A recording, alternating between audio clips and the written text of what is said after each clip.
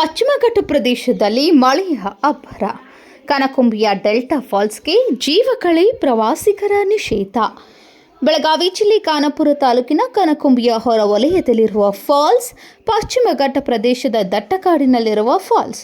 ಪ್ರವಾಸಿಗರು ಹುಚ್ಚಾಟ ಮೆರೆಯುತ್ತಿರುವ ಕಾರಣಕ್ಕೆ ಮುಂಜಾಗ್ರತಾ ಕ್ರಮವಾಗಿ ಬಂದ್. ಅರಣ್ಯ ಇಲಾಖೆಯಿಂದ ಫಾಲ್ಸ್ ಪ್ರವೇಶಕ್ಕೆ ನಿಷೇಧದ ಆದೇಶ.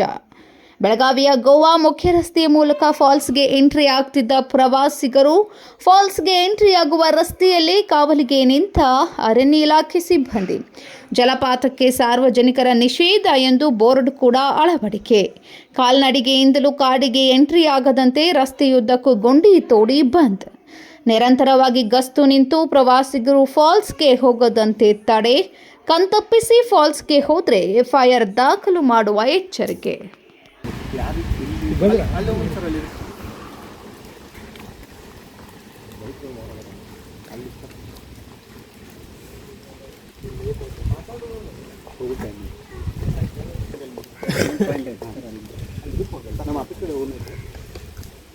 ಇಲ್ಲೇ ಲೈವ್ ಆಗಿ ಬರೋದಿಲ್ಲ ಇಲ್ಲ ಸರ್, ಅಲ್ಲಿ ಹೋಗೋಣ.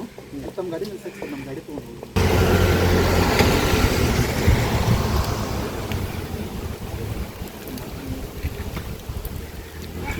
ಸ್ವಲ್ಪ ಸ್ವಲ್ಪ ಸರಿ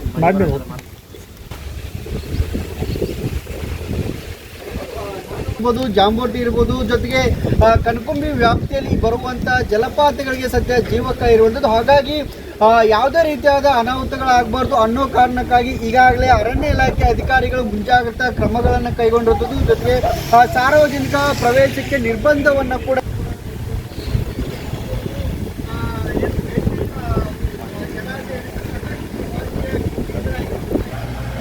ಸಿಕ್ಕಾಪಟ್ಟಿ ಮಳೆ ಇತ್ತು.